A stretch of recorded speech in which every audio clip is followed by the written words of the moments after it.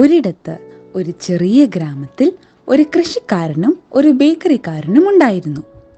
ഇവരെല്ലാ ദിവസവും തമ്മിൽ തമ്മിൽ കച്ചവടം നടത്തുമായിരുന്നു. കൃഷിക്കാരൻ കൊടുക്കുന്ന 1 കിലോ വെണ്ണയ്ക്ക് പകരമായി ബേക്കറിക്കാരൻ 1 കിലോ ബ്രെഡ് കൊടുക്കുമായിരുന്നു.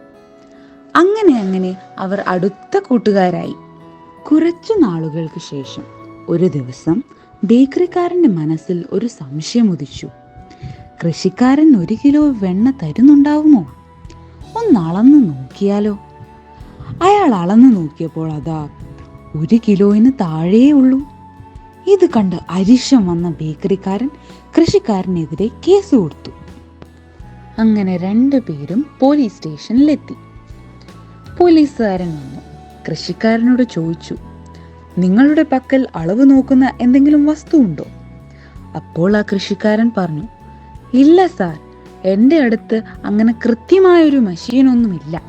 പക്ഷേ എനിക്കൊരു ത്രാസുണ്ട്. പോലീസുകാരൻ അത്ഭുതത്തോടെ ചോദിച്ചു, പിന്നെ എങ്ങനെയാണ് താങ്കൾ വെണ്ണ അളന്നു കൊടുക്കുന്നത്?